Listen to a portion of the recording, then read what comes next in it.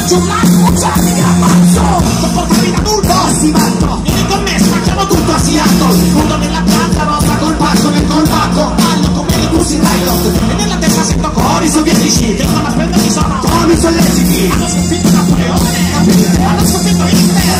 Devo calmarmi e respirare un po' di più.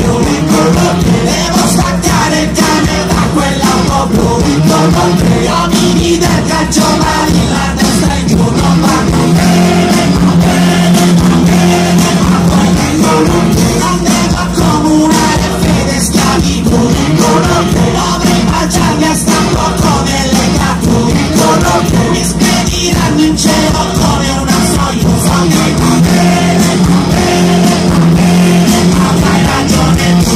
Ossessioni, amico seria, mi prendono per il sedere tipo sedia. È come quando sei malato di schizofrenia, il piede ti convince che il cavolo ti possiede.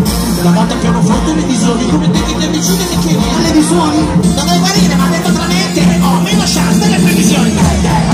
Magari chiedo scusa ai leghisti, magari scrivo al caratteri cubitali. Voglio la palata libera della d'Europa per il gusto di chiamarmi extracomunitari. Chiedo scusa ai discotecari, clienti, politici e agli faccoci di vivere. Poi dico gli artisti sono comunisti, ci avete in testa come me. Devo calmarmi e respirare un po' di più.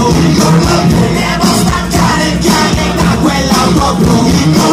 Gli uomini del calcio mali, la testa in giù non vanno bene, non devo accomunare fede e schiavitù. Dovrei baciarmi a stampo come le cattu. Mi spediranno in cielo come una Soyuz. Avrai ragione tu. Di ragazzi totali, gioco lo spazio mi mandavano ai cani.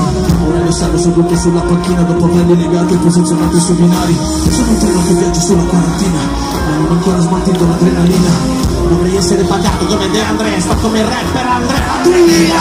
Ho la voglia di saltare su tutti i palchi, in questa gabbia di matti sono tutti fatti. E ricevono gli applausi, sì, ma imbarazzanti, come quelli dopo gli atterraggi. Tu mi chiedi fammi i nomi? Sì, bravo. Il dottor Zivago mi ha detto sì, vado. E ora mi ritrovo gli detto sì. Io un signore